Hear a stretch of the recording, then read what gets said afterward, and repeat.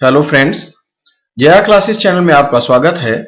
Jaya classes channel के माध्यम से आप इस समय पढ़ेंगे मैथमेटिक्स और मैथमेटिक्स में आप सॉल्व करेंगे 10 ऐसे महत्वपूर्ण प्रश्न जो लगभग परीक्षा में कहीं न कहीं पूछे गए हैं या फिर इन्हीं प्रकार की परीक्षा में क्वेश्चन पूछे जाते हैं। परीक्षा कोई सी भी हो जिसमें मैथमेटिक्स से रिलेटेड क्वेश्चन पूछे जाते हैं, उन्हीं तरह के ये क्वेश्चन आपको यहां सॉल्व कराए जा रहे हैं।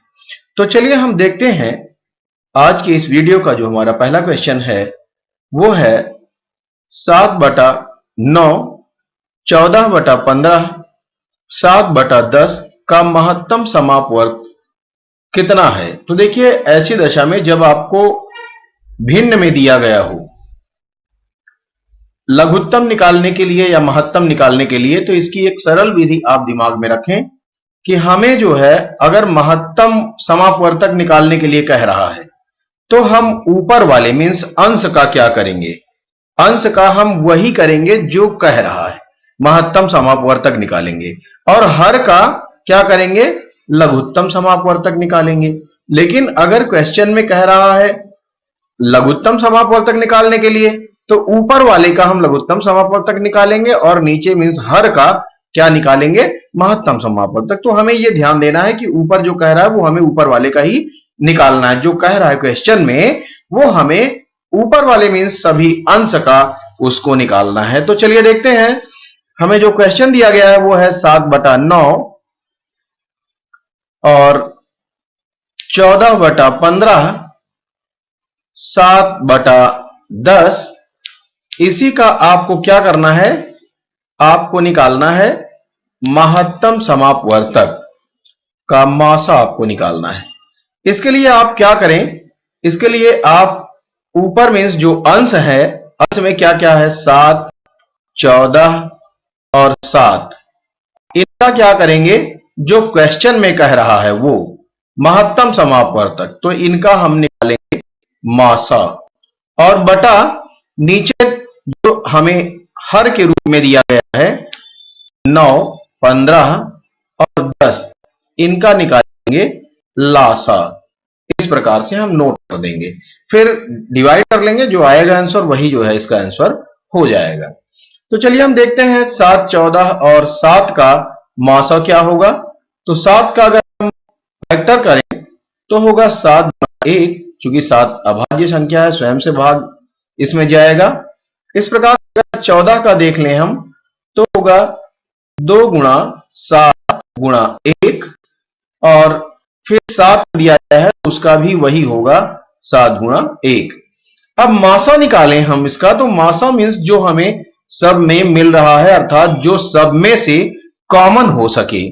तो सब में से कॉमन क्या मिल रहा है, हमें 1 मिल रहा है सब में से कॉमन, और इसके अतिरिक्त क्या मिल रहा है, ये 7 मींस 7 मिल रहा है। तो जो सब में से हमें कॉमन मिलेगा वो मिला 7 और 1। इस प्रकार से मासा हो गया कितना, 7 और 1, 7 एकम 7। चलिए अब आगे बढ़ लेते हैं। आगे जो है देखते हैं नीचे जो दिया गया है इनका लासा 9, 15 और 10 का।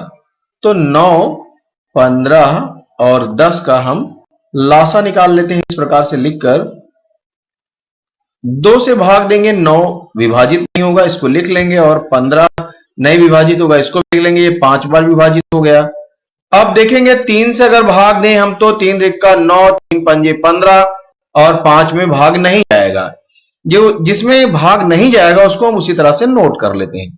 फिर से 3 से अभी एक बार और भाग जाएगा तो हम एक बार भाग दे देते हैं। इसके बाद अब देख रहे हैं कि हमें दोनों में 5 ही 5 या 5 ही 5 दिखाई दे रहा, तो हम 5 से इसको डिवाइड करें, 1 ये और ये आपका 5 1 जा 5, ये 5 1 जा 5, 5 एकम 5।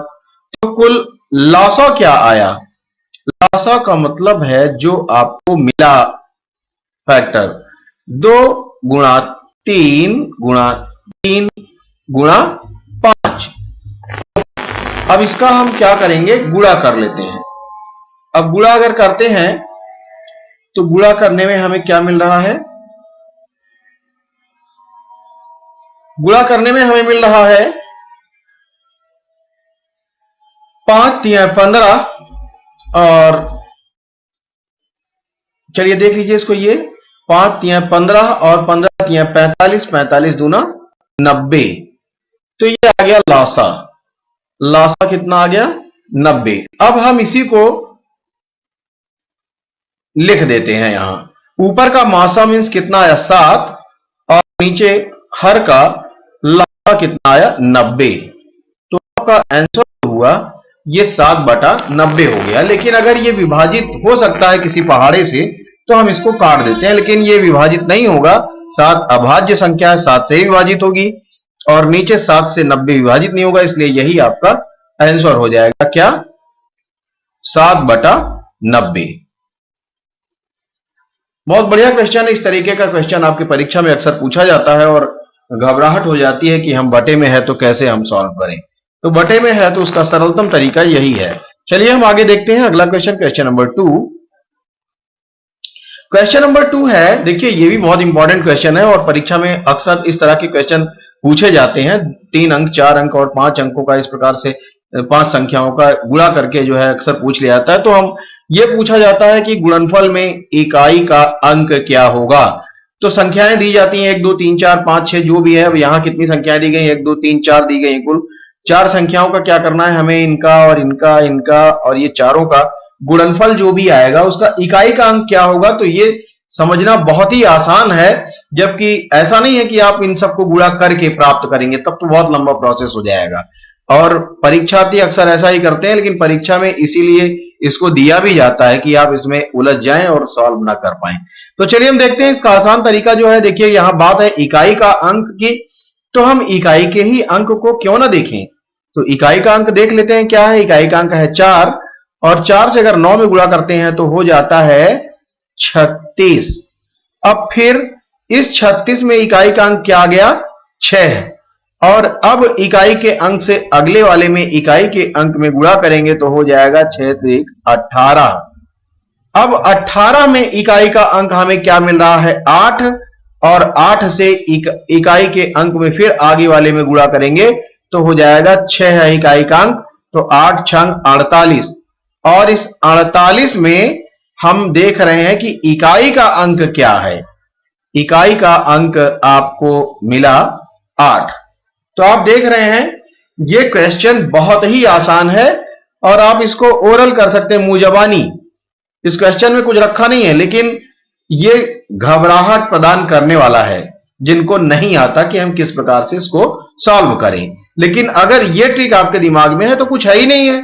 आप इकाई के अंकों को गुणा करते चले जाएं, उसके इकाई के अंक को लेते जाएं, फिर अगले वाले में गुणा करें, यही प्रक्रिया अपनाते रहें।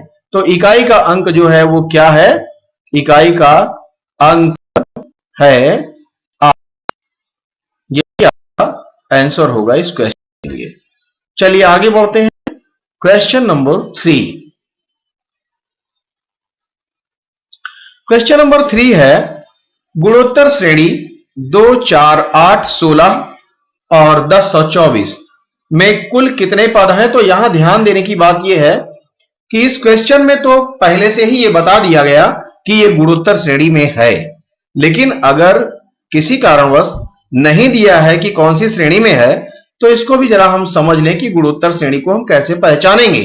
अगर आगे गुणोत्तर श्रेणी न लिख कर दिया गया होता श्रेणी इतने में कुल कितने पद हैं, तब आप क्या करते?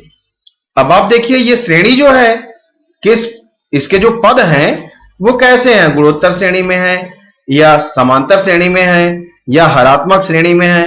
तो इनका ज्ञान हमें थोड़ा सा होना चाहिए कि हम कैसे इसको समझ पाएं। तो बात यह है कि यहां गुणोत्तर श्रेणी की अगर बात की गई है तो गुणोत्तर श्रेणी में आप देखेंगे हम इनकी पहचान कैसे करेंगे। इनकी पहचान के लिए सबसे सरल तरीका है, हम क्या करेंगे, दूसरे पद को पहले पद से भाग दे देंगे। दूसरा पद मीन्स 4, 4 को भाग देंगे और पहला पद मीन्स 2 से, तो 2 से भाग देंगे तो आएगा 2।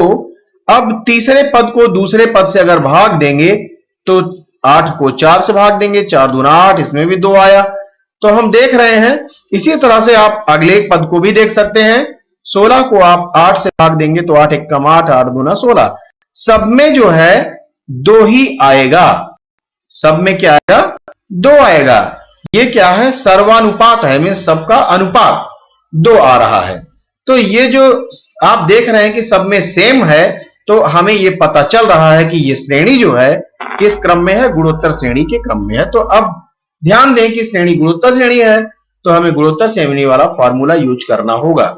लेकिन क्वेश्चन में पहले ही दे दिया गया है कि गुणोत्तर श्रेणी 2, 4, 8, 16 डॉट डॉट 1024 या 1024 में कुल कितने पद हैं, मीन्स पदों की संख्या आपको ज्ञात करनी है। जब आपको पदों की संख्या ज्ञात करनी है तो पदों की संख्या नहीं दी गई है। आप मान लेते हैं कि माना पदों की संख्या कितनी है, माना पदों की संख्या n है। आपने n मान लिया कि माना पदों की संख्या n है। आप देखेंगे प्रथम पद क्या है, प्रथम पद मीन्स पहला पद, पहला पद जिसको हम a से लिखते हैं, a इज इक्वल टू 2 है। और r सर्वानुपात क्या है, देखिए जो सब में आया है वो क्या आया है, 2, यही r है। अब हमारा जो फॉर्मूला है, देखिए हमें क्या ज्ञात करना है कि इसमें कितने पद हैं। लेकिन अब आप जरा समझिए कि हम जो इस श्रेणी की जो शुरुआत हुई है वो 2 से हुई है, पहला पद, दूसरा पद, तीसरा पद, चौथा पद, फिर उसके बाद बीच और भी पद हैं, और उसके बाद अंतिम पद क्या है, ये है 1024। हमने पदों की संख्या कितनी मानी, n। जब हमने पदों की संख्या n मानी तो इसका मतलब ये nवां पद है। जब मान लीजिए इसमें 8 पद हैं तो ये 8वां पद है, n पद हमने माना है तो ये nवां पद है, लास्ट वाला जो है क्या है, लास्टवां पद है ना ये। तो हमने पदों की संख्या जब n मान ली तो nवां पद हो जाएगा।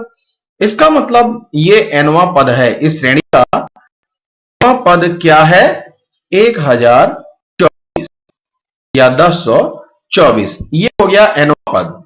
अब nवां पद जब ये है तो nवां पद का फॉर्मूला निकाल लीजिए, क्योंकि आपके पास a और r दिया है तो n की वैल्यू आ जाएगी। अब nवां पद के लिए फॉर्मूला है a r to the raise n minus 1, ये आपका फॉर्मूला है a r to the raise n minus 1। किस चीज के लिए, nवां पद के लिए, nवां पद के लिए। अब आपको जो भी ज्ञात है उनकी वैल्यू यहां रख दें। nवां पद क्या है वो आपको पता है, 1024 आपने रख दिया, बहुत आसान तरीका है।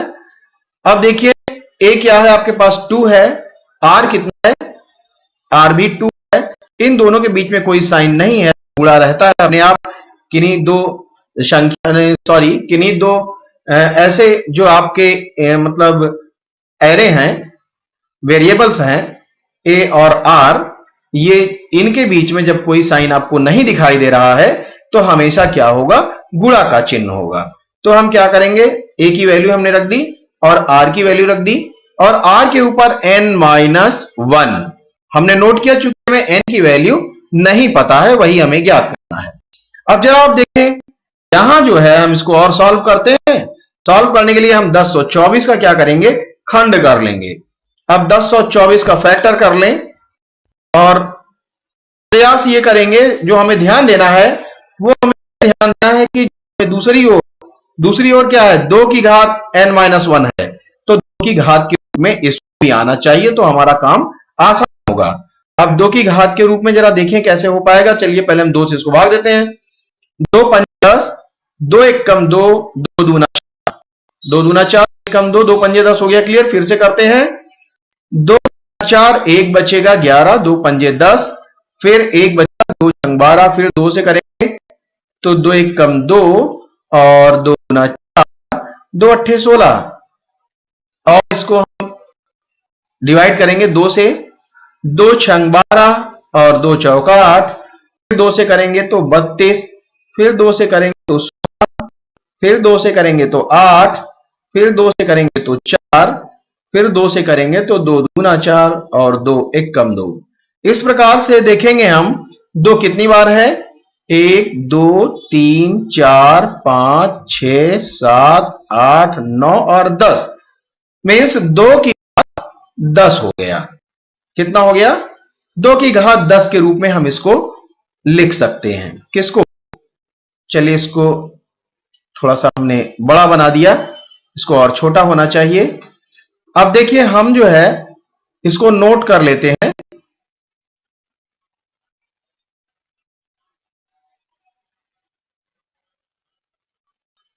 1024 की जगह पर हम लिखेंगे अब 2 की घात 10 इस प्रकार से। अब हम देखेंगे कि 2 गुणा 2 की n-1 है, तो 2 की घात यहां कुछ भी नहीं है, तो 1 है, तभी इसका अस्तित्व है। 1 है तो 1 लिखा गया है। अब आप जरा समझें, गुणा में अगर बेस सेम है, गुणा में अगर बेस सेम है तो घातें जुड़ जाती हैं। इसका मतलब 2 की घात 1 प्लस n-1, दोनों को हमने 1 किया और दोनों की गुणा में जब बेस है सेम तो घातें जुड़ जाती हैं, तो घात 1 धन इतना हमने कर दिया। अब 1 और 1 ये 1 में से घट गया, तो बचा क्या? 2 की घात 10 बराबर 2 की घात, ये 1 तो घट गए तो n बचा, 2 की घात n। अब हम दोनों ओर क्या करेंगे? घातों की तुलना कर देंगे। देखिए ये सब इतना ज्यादा समझाने की जरूरत नहीं है, लेकिन समझाने की जरूरत इसलिए है कि अगर आपको नहीं आता है तो इस तरह से आप पूरी तरह से समझ पाएंगे। अब हम करते क्या है? घातों की तुलना। फिलहाल मैं लिख भी देता हूं कि अगर आप एक बार भूल भी जाएं तो भी आपको याद आएगी क्या होता है इसमें। घातों की तुलना करने पर, घातों की तुलना अगर हम करें दोनों ओर, जब बेस सेम रहेगा, सेम है दोनों में, यहां भी 2 है यहां भी 2 है, तो घात की हम तुलना कर सकते हैं। तो 10 बराबर 9 लिख देंगे, घातों की तुलना करने, सॉरी n लिख देंगे, घातों की तुलना करने पर आएगा 10 बराबर n। इसका मतलब n की वैल्यू कितनी आ गई? 10 आ गई। n हमने क्या माना था? माना पदों की संख्या, और n ही क्या है? अब हमारे पास n की वैल्यू मिल गई 10, तो पदों की संख्या कितनी हो गई? 10 हो गई। हमें क्या याद करना था? कुल कितने पद हैं, तो क्लियर हो गया कि कुल कितने पद हैं? 10 पद हैं, और यही आपका आंसर हो गया, 10 पद। समझ में आ गया होगा। और मैं बिल्कुल तोड़ मरोड़ को, इसको तोड़ मरोड़ का बिल्कुल आपको समझाने का प्रयास इसलिए करता हूं कि कहीं से भी अगर मैथमेटिक्स में आपकी कमजोरी है तो वो आपको परेशान ना करे, आपको लगे कि मुझे सब आने लगा है, तभी मेरी मेहनत जो है सार्थक होगी। चलिए आगे बढ़ते हैं क्वेश्चन नंबर 4 की ओर। क्वेश्चन नंबर 4 है 0.24, 1.8 तथा 2.7 मासा तथा लासा ज्ञात करिए। इनका मासा और लासा ज्ञात करना है।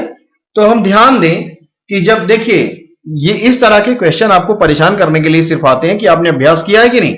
अगर आपने अभ्यास किया है तो दशमलव भिन्न में चाहे हो, चाहे फ्रैक्शन में हो, आपने देखा बटे में, आप इनको बड़े आसानी से सॉल्व कर लेते हैं। इसी तरह से इसको भी बड़े आसानी से सॉल्व करेंगे सिंपल तरीके से।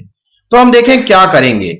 सबसे पहले हम ये ध्यान दें कि जो हमारा पहला क्वेश्चन, जो हमारा पहला पद है उसमें है 0.24। क्या है? 0.24 मीन्स दशमलव के बाद कितने अंक हैं? 2 अंक हैं। जबकि जो दूसरा वाला है वो क्या है? 1.8 है। दशमलव के बाद कितने अंक हैं? 1 अंक।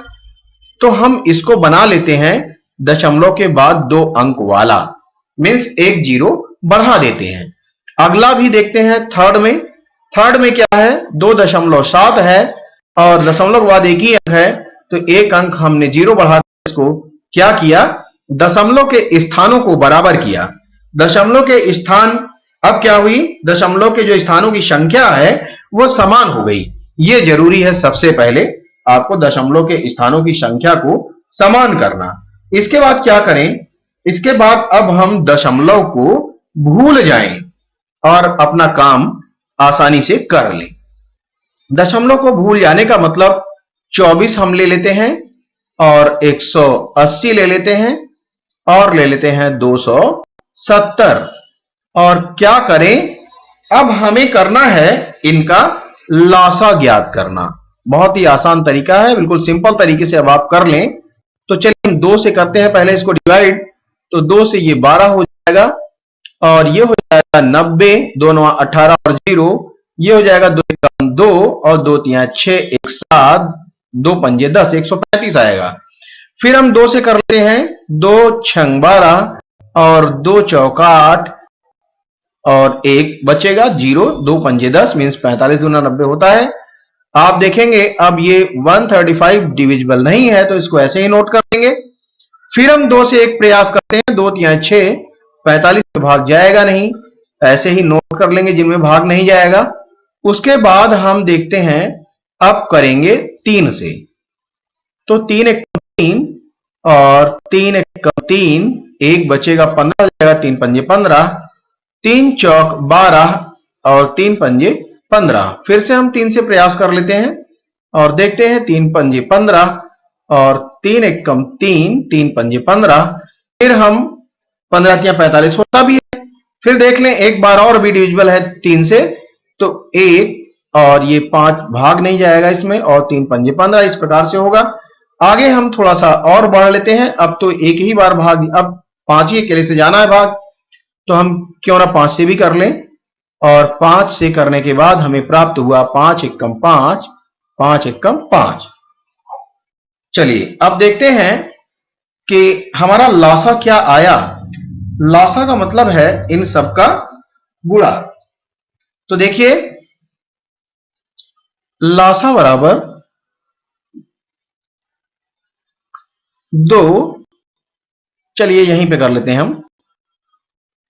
5 तिया 15, 15 तिया 45 और 45, अभी 2 को छोड़ दें, 45 दूना 90 और 90 दूना 180 और 180 दूना 360, 360 गुणा, अभी ये 3 बचा है, 360 गुणा 3। आसानी से आप यहां लिख लें और इस प्रकार से कर लें।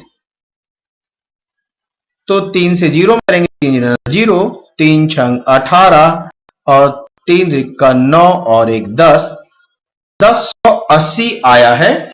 अब हमें यह देखना है कि हमने जो क्वेश्चन लिया था उनमें जो दशमलव का स्थान जो सबका था वो 2 अंक पर था। तो हम क्या करेंगे, यहां भी 2 अंक के पहले दशमलव लगा देंगे। आपका जो आंसर होगा वो होगा 10.80। ये आ गया लासा। बहुत बढ़िया क्वेश्चन है और बहुत इंपॉर्टेंट क्वेश्चन है।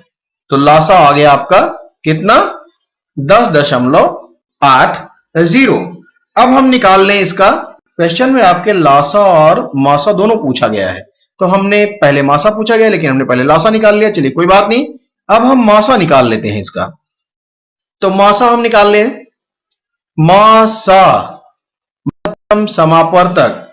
संख्याएं हमारे पास क्या क्या दी गई हैं, संख्याएं दी गई हैं 0.24 और 1.80 हमने बनाया था और 2.70।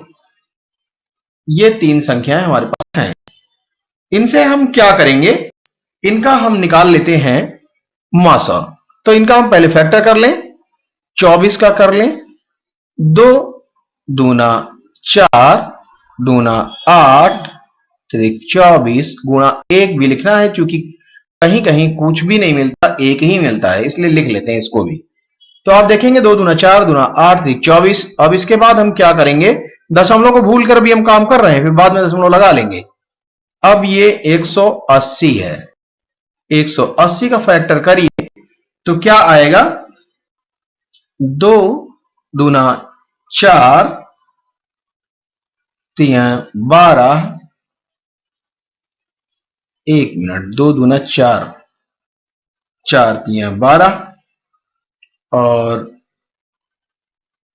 180 है ना, तो 2 दूना 4, 4 तिया 12 और 12 तिया 36, 36 गुणा 5 हो जाएगा 180 और 1, 36 गुणा 5, तो 5 36, 5 तिया 15 और 3 18, ये हो गया। अब इसके बाद है 270। 270 का जब फैक्टर करेंगे तो हमें मिलेगा 2 गुणा 3 गुणा 3 गुणा 3 गुणा 5 गुणा 1। अब जरा हम देख लें, मासा ज्ञात करेंगे। तो मासा का मतलब है जो सब में कॉमन हो, मीन्स जो सब में मिले। हमें सब में 1 मिल रहा है, इसको नोट कर लेंगे। और क्या मिल रहा है सब में, सब में हमें मिल रहा है 3 एक बार। इसके बाद फिर हमें मिल रहा है 2 सब में एक बार। जो तीनों में हमें मिले, 3 दिए गए हैं, 3, 4 संख्या दी गई, 4, 2 दिए गए हैं तो 2, जितने अगर एक में भी नहीं मिल रहा है तो फिर हम उसको कॉमन नहीं ले सकते। तो हमें मिला क्या, 2 गुणा 3 गुणा 1। इसका मतलब 2 3 6 एकम 6। लेकिन दशमलव जो है वो कितने अंक पर है, दशमलव के बाद 2 अंक है तो 2 अंक के पहले दशमलव लगा हुआ है, तो एक ही अंक है ये, एक अंक हम 0 लगा लेंगे पहले, तब दशमलव लगाएंगे। इस प्रकार से आप आंसर लिख सकते हैं 0.06 हमारा मासा होगा इस क्वेश्चन का, और यही आपका आंसर होगा। बहुत बढ़िया क्वेश्चन है और बहुत अच्छे तरीके से आपने समझा भी इसको। आगे बढ़ते हैं अगले क्वेश्चन की ओर। Question number 5। क्वेश्चन नंबर 5 है, एक बिल का 3/5 भाग चुकता करने के बाद। अब देखिए बिल क्या है ये तो आपको नहीं पता, बिल क्या है ये आपको पता नहीं है, तो आप बिल मान लें। माना क्या है, माना बिल x रुपए का है, या कुछ भी मान लें। माना बिल कितना है, x रुपए है या x है मान लेते हैं। अकॉर्डिंग टू क्वेश्चन हमें काम करना है। क्वेश्चन में क्या कह रहा है, एक बिल का 3/5 भाग, बिल का, तो बिल की जगह पर क्या लिख दें, x का मीन्स गुणा 3/5 भाग क्या है, बिल का 3/5 भाग चुकता करने पर। चुकता करने मीन्स देना, मतलब इतना जमा किया गया है, इतना दिया गया, इतना चुकता करने के बाद 400 शेष बचता है, मतलब घटाने पर इतना बच रहा है। पहले जो बिल था, तो पहले बिल क्या था, पहले बिल था x, उसमें से घटाया गया 3 से x में गुणा कर लें 3x/5 या 3/5x, जो अकॉर्डिंग टू क्वेश्चन जो चुकता किया गया, ये क्या है, चुकता किया गया बिल है, चुकता किया गया बिल। तो देखिए कुल बिल में से जो चुकता किया गया उसको घटाएं तो उसके बाद बचता कितना है, 400 रुपए बच रहा है। समझ में आ गया होगा आपको, जैसा क्वेश्चन में कह रहा है वो हमने किया। अब इसको जरा सॉल्व कर लें। तो हम क्या करेंगे, इसके नीचे कुछ नहीं है तो हम 1 मानते हैं और एलसीएम लेंगे तो आएगा 5, और आप सॉल्व करेंगे, 1 से 5 को डिवाइड करेंगे, 1 पंजे 5, और 5 से x में मल्टीप्लाई करेंगे 5x, या आप ऐसे ही डायरेक्ट भी कर सकते हैं, 5 से x में मल्टीप्लाई 5x और ऋण 3x इक्वल टू 400। अब इसी को हम सॉल्व कर लें आगे। तो देखिए ये इस प्रकार से है, 5x ऋण 3x, 5x में से 3x घटा दीजिए, कितना बचेगा, 2x, 2x/5 बराबर 400। क्रॉस मल्टीप्लाई और क्रॉस डिवीजन, ध्यान रखिए जिसका हमें वैल्यू निकालना है x का, उसको हम एक तरफ अलग रख देंगे इक्वल के, और अन्य चीजें जो मल्टीप्लाई में है वो डिवाइड में चली जाएंगी, और जो डिवाइड में है वो मल्टीप्लाई में दूसरी ओर चला जाएगा। तो 400 गुणा 5 हो जाएगा, और जो मल्टीप्लाई में है वो हो जाएगा नीचे डिवाइड में।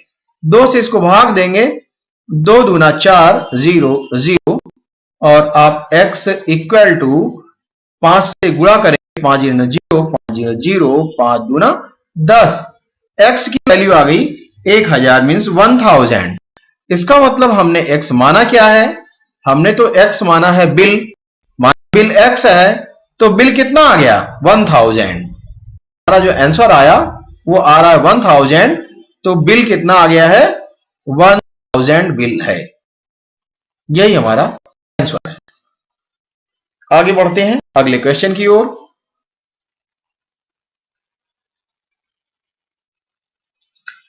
पांच अंकों की बड़ी से बड़ी कौन सी संख्या है जो पूर्ण वर्ग हो।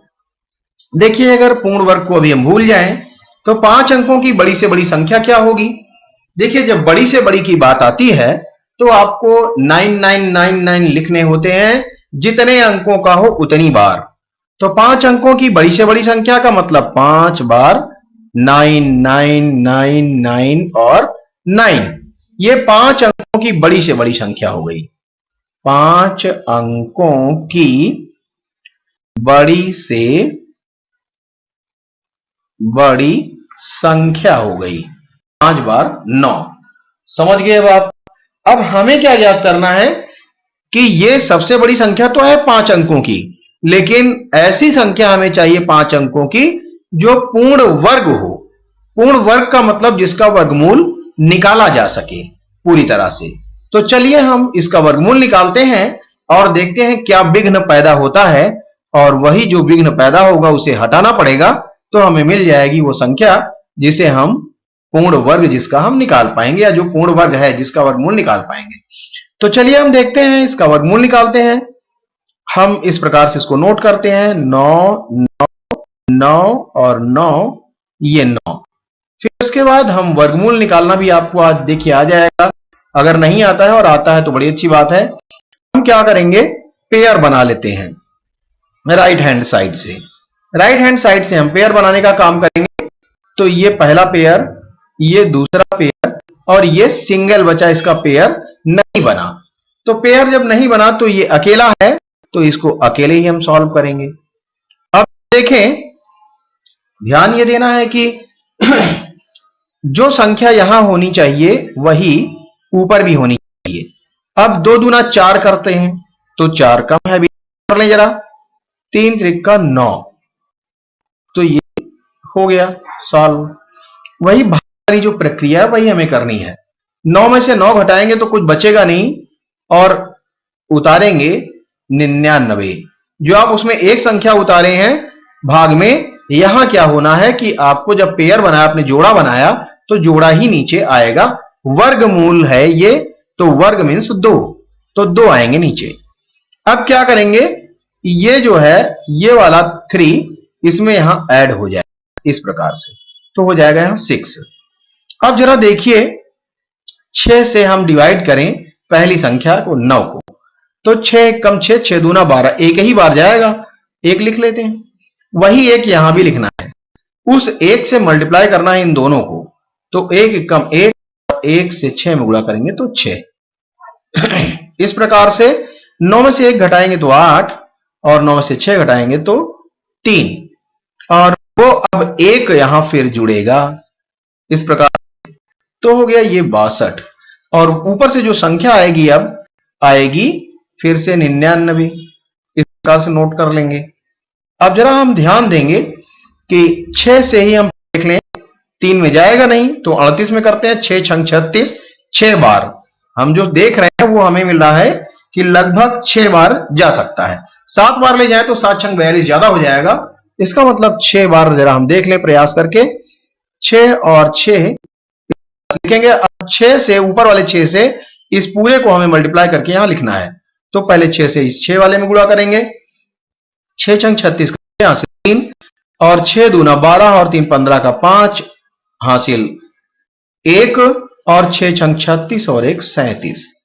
तो देखिए घटाने पर क्या आता है, 9 में से 6 घटाएंगे तो 3, और 9 में से 5 घटाएंगे तो 4, 8 में 7 घटाएंगे तो 1, 143 अभी इसमें बच रहा है, मतलब 143 अब ज्यादा है। 143 इसमें ज्यादा, अगर यही 143 इसमें कम कर दिया जाए तब तो ये कंप्लीटली डिविजिबल हो गया था।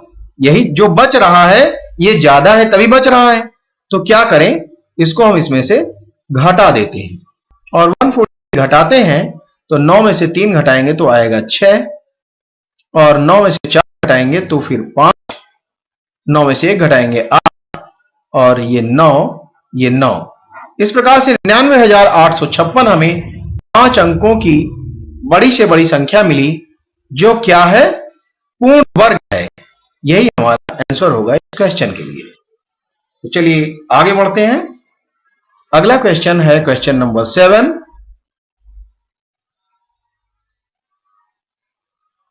क्वेश्चन नंबर 7 है, एक कक्षा के छात्रों का औसत प्राप्तांक 68 है।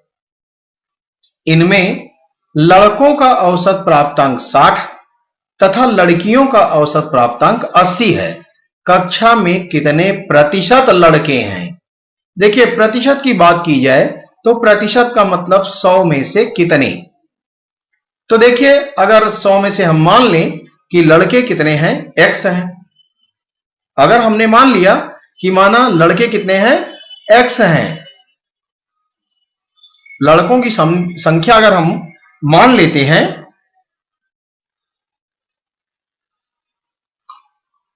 लिख लें यहां पर, माना लड़कों की संख्या बराबर x, तो लड़कियां कितनी हो जाएंगी? लड़कियां हो जाएंगी 100x। ये तो हमें दो चीजें मिल गई। अब जरा हम ध्यान दें कि जो हमें क्वेश्चन के अकॉर्डिंग कहा गया है उसको जरा हम ध्यान दें। इनमें लड़कों का औसत प्राप्तांक 60 है। अब ध्यान दें, यहां औसत की बात की जा रही है। औसत प्राप्तांक अगर 60 है तो लड़कों के प्राप्तांकों का योग कितना होगा? लड़कों की संख्या गुणा औसत प्राप्तांक क्या हो जाएगा? लड़कों की संख्या गुणा औसत प्राप्तांक मीन्स लड़कों की संख्या, लड़कों के प्राप्तांक का योग अगर हम निकाल रहे हैं, लड़कों के प्राप्तांक का योग बराबर लड़कों की संख्या गुणा औसत प्राप्तांक। औसत प्राप्तांक 60 गुणा संख्या x। ये समझ में आ गया होगा आपको, कितना आएगा? 60x। इसी प्रकार से लड़कियों का भी निकाल लें। लड़कियों के प्राप्तांक का योग बराबर हो जाएगा कितना? औसत कितना है लड़कियों के? लड़कियों का औसत प्राप्तांक 80 है, तो 80 गुणा 100 ऋण x जो संख्या है, इसको भी सॉल्व कर लीजिए। 80 गुणा 100 60,000 और ऋण 80x, ये हो गया इनके प्राप्तांकों का योग। और कुल औसत प्राप्तांक कितना है? छात्रों का औसत प्राप्तांक, कक्षा के छात्रों, तो कक्षा के छात्रों मीन्स वहां लड़के और लड़कियों का दोनों का मिलाकर बात की जा रही है। तो एक कक्षा के छात्रों का औसत प्राप्तांक 68 है, तो कुल प्राप्तांक क्या होगा? लड़कों की कुल संख्या गुणा औसत प्राप्तांक, वही होगा। तो देखिए, कक्षा में छात्रों के प्राप्तांकों का योग, तो बात प्रतिशत से हुई थी, तो इसका मतलब कुल छात्र जो थे वो 100 थे और 68 जो है इनका औसत प्राप्तांक है। इसी से हम गुणा कर देते हैं तो 6800 इनका योग निकल आया, इनके प्राप्तांकों का। अब जरा ध्यान दीजिए, क्वेश्चन के अकॉर्डिंग ही हम काम कर रहे हैं और उसी के अकॉर्डिंग हमें काम करना भी है। तो अब हम ये देखें कि दोनों का मिलाकर ही तो छात्रों, कक्षा में छात्रों की संख्या होगी, मीन्स लड़कों और लड़कियों की संख्या मिलाकर। तो इसी प्रकार से उनके औसत प्राप्तांकों से जो हमें योग प्राप्त हुआ है प्राप्तांकों का, दोनों के प्राप्तांकों का योग मिलाकर छात्रों के मीन्स कक्षा के छात्रों के प्राप्तांकों का योग के बराबर होना चाहिए। तो हम क्या करेंगे, कक्षा में जो प्राप्तांक हैं छात्रों के, उनका जो टोटल योग है हमारे पास 6800 है, और लड़के और लड़कियों का जो हमने अलग अलग निकाला वो हमें ज्ञात हुआ है कितना? 60x, और लड़कियों का हमें मिला है 8000 माइनस 80x। ये दोनों जोड़कर जो हो जाएंगे किसके बराबर हो जाएंगे? कक्षा में जो छात्र हैं उनके प्राप्तांकों के कुल योग के बराबर। तो वही हम कर रहे हैं, समझ में आ गया होगा। अब हम इसको आसानी से सॉल्व कर लेंगे। अब सॉल्व कैसे करते हैं, चलिए देखिए। हम जो है ये करेंगे कि x वालों को एक तरफ कर दें, क्योंकि हमें x की वैल्यू ज्ञात करनी है, या पहले सॉल्व ही कर लें। 60x प्लस का है और माइनस का 80x है। इसके अतिरिक्त 8000 है, इसको हम ऐसे ही लिख देते हैं, और माइनस का 80x है। इसमें से अगर 60x प्लस का घटा देंगे तो माइनस का ज्यादा है, जो ज्यादा रहेगा वही तो बचेगा। तो माइनस का कितना बचेगा, 20x इक्वल टू 6800। अब ध्यान दें कि बड़ी संख्या 8000 है, ये छोटी है, इसको इधर ले आए तो ये इनमें से घट जाएगा 8000, और ये जब संख्या पक्षांतर होकर बराबर के इस पार इक्वल के इस पार लाएंगे तो ये क्या हो जाएगा, 6800। और उधर क्या होगा, -20x को जब उस तरफ ले जाएंगे तो हो जाएगा +20x। समझ में आया होगा अब आपको। आगे हम अब इसको घटा दें, 0 से 0 जब घटाएंगे तो 0 आएगा, फिर 0 आएगा, और अब ये 2 0 तो घट गए 2 0 से, और इसके बाद एक संख्या यहां हम कैरी लेंगे तो हो जाएगा 10। 10 में से 8 घटाएंगे तो बचेगा 2, और यहां बचा 7। 7 में से 6 घटाएंगे तो 1। 1200 इक्वल टू 20x। अब जरा इसी क्रम में थोड़ा सा हम और आगे बढ़ते हैं, और x की वैल्यू हमें निकालनी है। तो x इक्वल टू 1200 बटा जो गुणा में है वो क्रॉस डिवीजन में चला जाएगा। क्या हो जाएगा, 20 नीचे आ जाएगा, और 0 से इसको 0 भाग या 10 से ऐसे काट देंगे, या 0 0 काट दें, आप जैसा उचित समझे। 2 1 कम 2, और 2 6 12, और उसके बाद एक 0 है तो 60। 60 बराबर x मीन्स x की जो वैल्यू आई वो आई 60। अब देखिए जरा, हमने माना क्या था, x हमने माना था लड़कों की संख्या। तो लड़कों की संख्या हमने कितने प्रतिशत, x प्रतिशत माना था, और आंसर हमारा आ जाएगा लड़कों की जो संख्या है वो 60 है, मीन्स 60%। 100 में से 60 तो 60%। आंसर हमारा हो जाएगा 60%। हमें ज्ञात करना था कि लड़कों की संख्या कितनी है, तो लड़कों की संख्या हो जाएगी 60%। जरा आप देख लें क्वेश्चन में हमें ज्ञात करना था लड़कों की कक्षा में कितने प्रतिशत लड़के हैं। तो लड़के कितने हो गए, 60%। समझ में आ गया होगा। आगे बढ़ते हैं, अगला क्वेश्चन देखते हैं, क्वेश्चन नंबर 8। किसी वस्तु के मूल्य में 15% वृद्धि हो जाने पर इसकी खपत कितने प्रतिशत कम करनी होगी कि इस वस्तु पर खर्च ना बढ़े। ध्यान दीजिए कि जो भी क्वेश्चन मैंने आपको अभी तक सॉल्व कराए हैं, थोड़ा सा लंबा मैं उनको इसलिए बना देता हूं कि आपके जो भी दिमाग में कुछ चल रहा हो कि ये कैसे आगे सॉल्व होगा, आगे हम इसको कैसे कर पाएंगे या मैं तो नहीं कर पाऊंगा, वो सारे संशय आपके दूर हो जाएं, सारा भ्रम आपका दूर हो जाए, और ये समझ में आए कि हम इसको सॉल्व कैसे करेंगे। जब आपको ये प्रक्रिया आ जाएगी समझ में, तो आप जब 4-6 सवाल ऐसे ही लगाएंगे, 4-6 बार आप प्रैक्टिस करेंगे, तो आपके दिमाग में अच्छे से आ जाता है। कैलकुलेशन ही मेन है मैथ में। अगर कैलकुलेशन आपको नहीं आता तो आप चाहे जितनी शॉर्ट ट्रिक आप याद कर लें, उससे कुछ होने वाला नहीं है। तो आपको कैलकुलेशन अपना थोड़ा मजबूत करना है। गुणा भाग जोड़ घटाना आप बार बार प्रयास करें, बार बार देखें कि किस प्रकार से सॉल्व किया जा रहा है। अगर आपका कैलकुलेशन बढ़िया बन गया तो फिर आप ये समझिए कि मैथ में आपको महारत हासिल हो गई। फिर आपको मैथ में कोई हरा ही नहीं सकता, पीछे आप नहीं जा सकते, आप निश्चित ही अच्छे अंक लाएंगे। और उसके बाद फिर आपको शॉर्ट ट्रिक की जरूरत पड़ती है। लेकिन अगर आपको कैलकुलेशन नहीं आता है तो आप शॉर्ट ट्रिक चाहे जितना रटे रहें, वो एक भी आपको काम देने वाला नहीं है। तो आप ध्यान दें कि पहले शॉर्ट ट्रिक की ओर न भागकर पहले आप क्वेश्चन को समझें, और क्वेश्चन के अकॉर्डिंग हमें कैसे उसको सॉल्व करने के लिए नोट करना है वो आप समझें, और ये प्रक्रिया देखें कि किस प्रकार से कैलकुलेशन होता है। और जब आपको कैलकुलेशन आसान हो जाएगा तो फिर पूरी मैथ ही आसान हो जाएगी। चलिए अब हम देखते हैं अपने इस क्वेश्चन को, क्वेश्चन नंबर 8।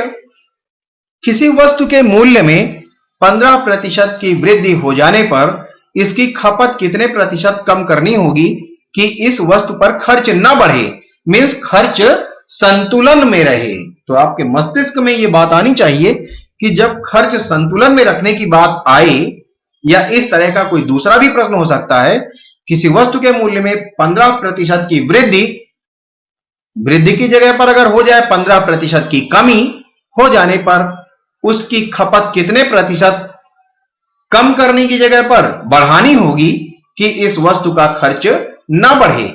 ऐसी दशा में भी संतुलित रहने की ही बात की जा रही है। तो अपने खर्च को संतुलन रखने की यहां बात की जा रही है।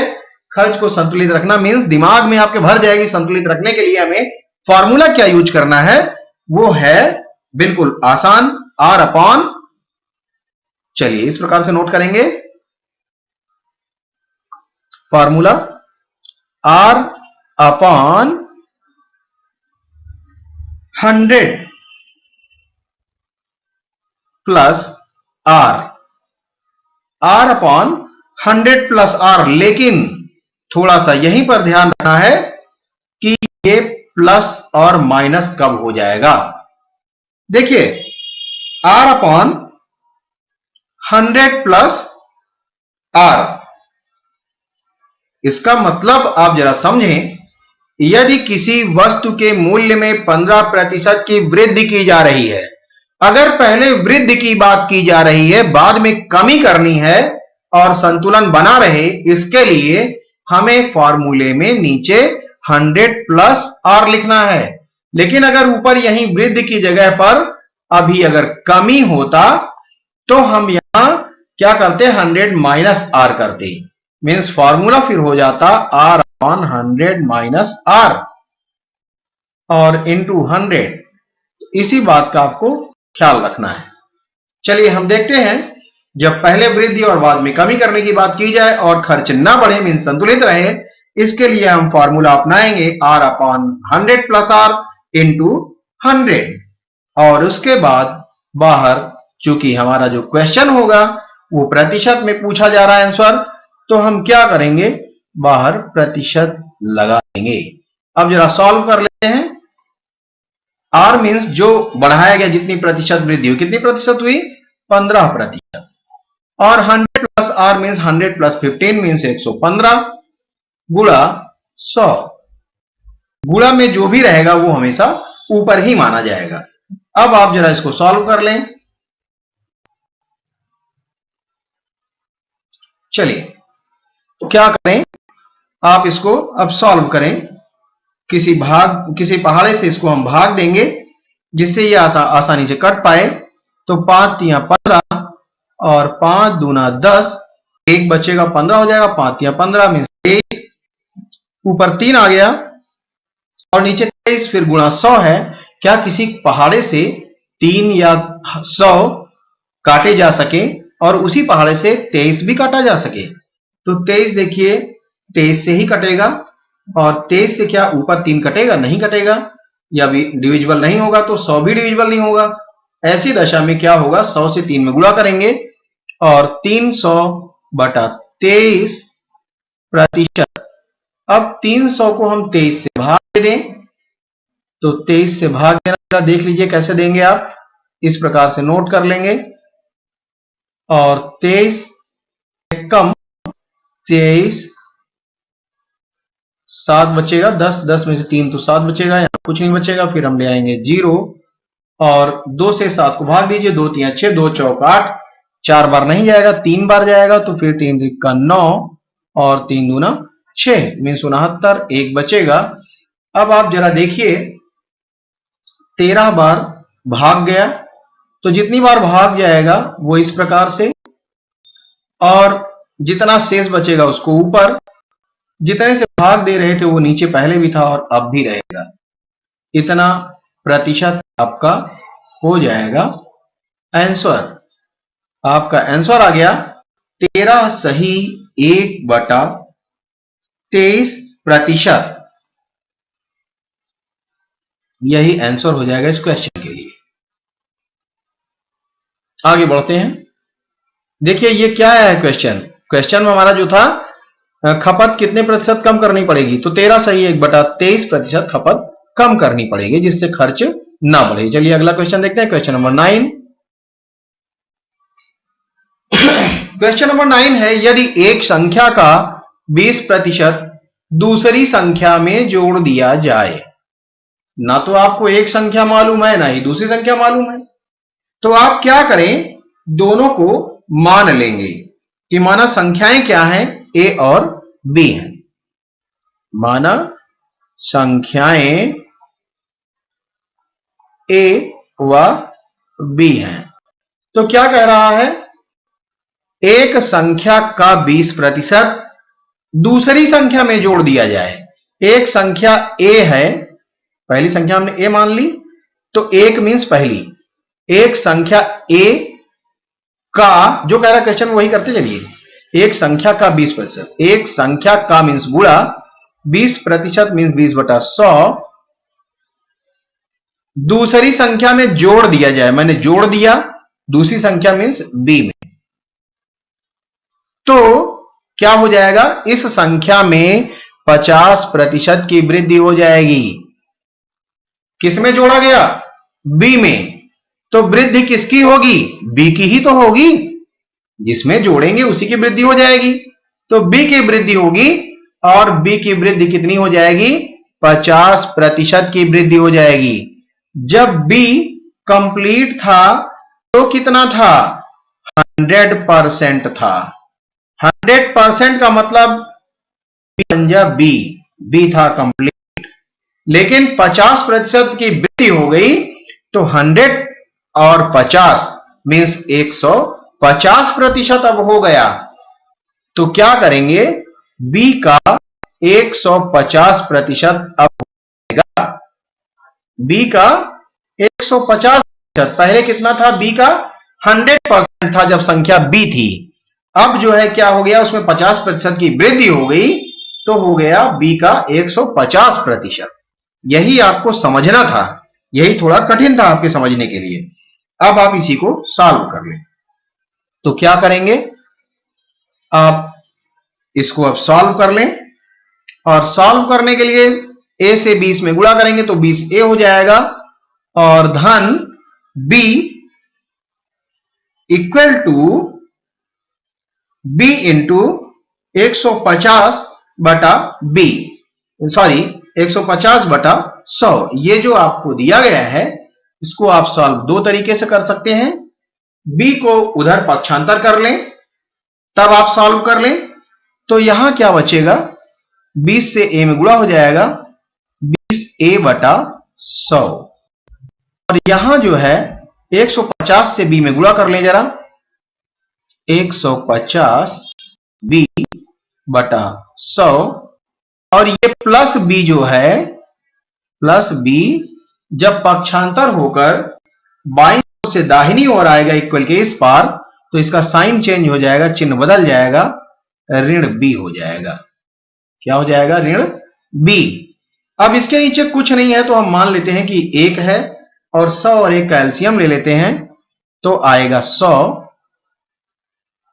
100 से 100 को डिवाइड करेंगे, 100 से 100 को, तो 1 बार जाएगा, तो 1 से ऊपर मल्टीप्लाई करेंगे 150b, माइनस 1 से 100 को भाग देंगे तो 100 बार जाएगा, और ऊपर गुणा करेंगे b में तो हो जाएगा 100b। देखिए ये इस तरीके से हम इसलिए समझा देते हैं कि इसमें कुछ है नहीं, तो हमने एक मान के आपको समझाया, नहीं तो कोई जरूरत नहीं थी, आप ये डायरेक्टली 150b 100 से इधर गुणा करके ऐसे लिख देते, माइनस 100b/100, लेकिन जानना दोनों जरूरी है। चलिए आगे बढ़ते हैं, 20a/100। अब ये 100 से 100 दोनों ओर हैं अकेले, तो कट जाएंगे। 20a बराबर क्या करेंगे, 150 में से 100b को घटा देंगे। 20a बराबर 150b में से 100b घट जाएगा, तो बचा 50b। अब क्या करेंगे, हमें ज्ञात क्या करना है, क्वेश्चन के अकॉर्डिंग पहले जरा हम समझ लें कि क्या ज्ञात करना है, तभी तो हम पता कर पाएंगे इन संख्याओं में क्या अनुपात है। तो संख्याएं कौन कौन सी हैं, a और b, मींस a और b में क्या अनुपात है। अनुपात का मतलब होता है बटा, इसको ध्यान रखिएगा। तो क्रॉस डिवीजन में b जो है a के नीचे आ जाएगा, और 50 के नीचे चला जाएगा 20।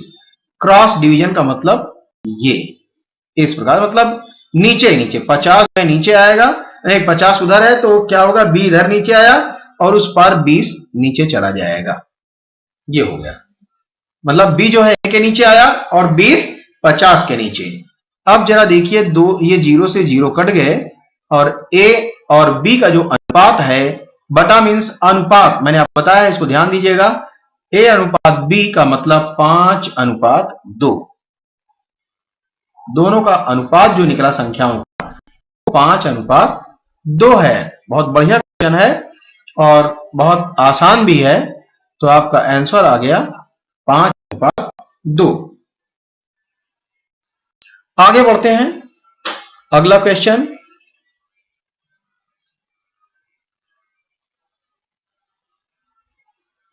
अगला क्वेश्चन है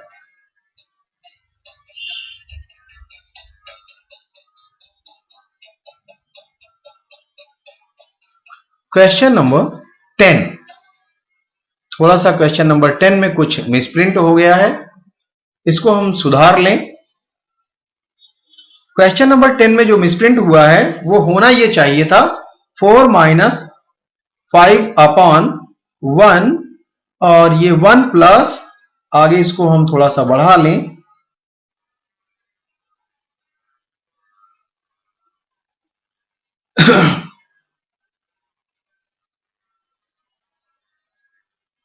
यहां कर लेते हैं 3 प्लस इस प्रकार से 2 प्लस 1/4। ये आपका क्वेश्चन है। तो चलिए अब इसको जरा हम सॉल्व कर लें।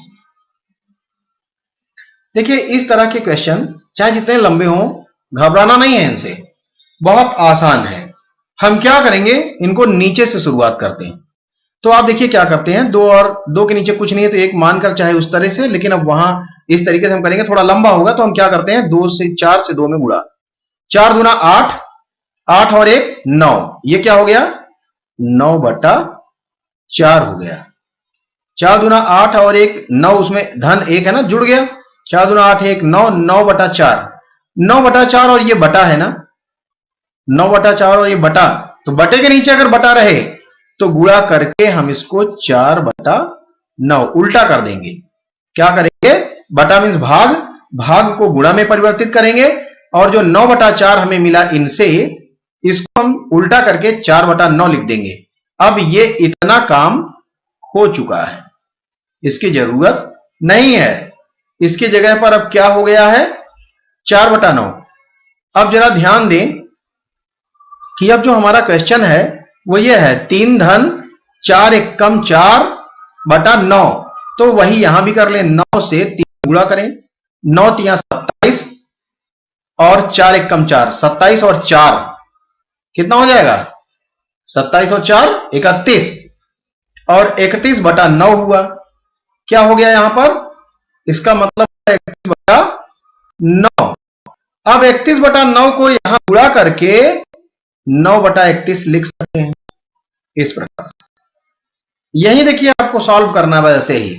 अब 31 एकम 31, और यहां भी वही एक, अब इससे इसमें गुणा करेंगे तो 31 एकम 31, और यहां धन है 31 और 1 32, सॉरी 9 एकम 9 ये हो जाएगा, और 31 एकम 31 और 9 40/31। यहां क्या होगा, ये इस प्रकार से हो जाएगा 4 ऋण 5/31 एकम 31, और 9 एकम 9 31 9 40, 40/31, 40/31। अब 40/31 को देखिए बटे के नीचे बटा है, तो मीन्स ये भाग है, और भाग को गुणा कर देंगे हम और उल्टा कर देंगे, इसको गुणा कर देंगे, और 40/31 है, ये हो जाएगा 31/40। 5 एकम 5 और 5 अट्ठे 40। अब जरा देखिए क्या और हो सकता है। अब हो ये सकता है कि 8 से 4 में गुणा कर दें, 8 चौक 32, ऋण 31 एकम 31 बटा 8। इसका मतलब 32 में से 31 घटाएंगे तो 1 बचेगा, 1/8 आएगा। देखिए हम चाहते तो इसको थोड़ा सा सरल भी करते चलते, लेकिन नहीं, यही प्रक्रिया ज्यादा सही है जो हम आप होता है। देखिए यहीं पे आप चाहेंगे तो ये ओरल ऐसे ही मुंह जबानी हो जाएगा, लेकिन यहाँ हम लिखेंगे ज्यादा तो अभी आपको समझ में ना आता, गिचपिच हो जाती ज्यादा इसमें, इसलिए हमने थोड़ा अलग से लिख दिया है। और आप देख रहे हैं कि 1/8 इसका जो आंसर आया, यही इसका आंसर है, 1/8। तो इस प्रकार से हमने देखा कि जो भी हमने क्वेश्चन आज लिए थे आपके इस वीडियो के लिए, वो सारे क्वेश्चन बहुत ही इंपॉर्टेंट हैं और सब में सारे के सारे क्वेश्चन बिल्कुल अलग तरीके के हैं और अलग अलग अभ्यास के हैं, अलग अलग पैटर्न के हैं जो परीक्षा में पूछे जाते हैं। तो मैंने ये सोचकर अपने इस मैथ के वीडियो की शुरुआत की है कि आपको ये मैथ जहां भी किसी भी परीक्षा में जहां भी मैथ से संबंधित क्वेश्चन पूछे जाते हैं, मेरा ये वीडियो आपके लिए बिल्कुल सार्थक हो और हेल्पफुल हो, जिससे आपको पहले तो जो कैलकुलेशन की समस्या है वो दूर हो जाए और मैथ से जो डर है आपके अंदर कि अरे मैथ मुझे नहीं आएगी, ऐसा कुछ नहीं है। मैथ क्यों नहीं आएगी? मैथ तो सबको आएगी। अगर आपको दिक्कत आ रही है अभी भी इसको समझने में, तो आप मेरे कुछ पुराने वीडियोज हैं जो आपको बिल्कुल जड़ से आपको मिलेंगे, जिसमें जोड़ घटाना गुणा भाग, फिर उसके बाद दशमलव का जोड़ घटाना गुणा भाग, फिर बटे का जोड़ घटाना गुणा भाग, यहां से शुरुआत की गई बिल्कुल जड़ से कि आप मैथ में कहीं भी कुछ भी जो भी आपको संदेह है या कहीं आपको कोई परेशानी समझ में आती है कि मैथ मुझे नहीं आता, या बिल्कुल कमजोर से भी कमजोर छात्र के लिए बिल्कुल मैथ को आसान बनाने के लिए मैंने बिल्कुल शुरुआत से वीडियो बनाए हैं। तो मेरे पुराने वीडियो को आप देख सकते हैं, जिनसे आप अगर मैथ बिल्कुल नहीं आती है तो आपको मैथ बहुत आसान हो जाएगी, लेकिन अगर आपको मैथ आती है तो जो मैं आपको ये सॉल्व करवा रहा हूं क्वेश्चन, आप इनको देखते रहिए और बहुत अच्छे तरीके से मैं सॉल्व कराने का प्रयास करता हूं। शॉर्ट ट्रिक को कम लेकर थोड़ा सा लॉन्ग प्रोसेस इसलिए रखता हूं कि आपको अगर कहीं कुछ समझ में नहीं आ रहा है तो पूरी तरह से समझ में आ जाए और कैलकुलेशन को आप पकड़ने का प्रयास करें। क्योंकि कैलकुलेशन आपको आ गया तो आप बहुत कुछ क्या करेंगे, मुंह जबानी ही सॉल्व कर लेंगे मैथ में। बस गुणा भाग जोड़ घटाना आपको आ जाए तो फिर मैथ कुछ नहीं है, हम तो यही समझते हैं। तो आप क्या करें, अपने कैलकुलेशन को मजबूत करें और फार्मूले आप याद करें। बस मैथ में यही दो चीजें हैं। अगर कैलकुलेशन आपका बढ़िया हो गया और आपको फार्मूले याद हो गए तो फिर मैथ में कुछ रखा ही नहीं है, बहुत आसान है। Thanks for watching. आज की वीडियो में बस इतना ही।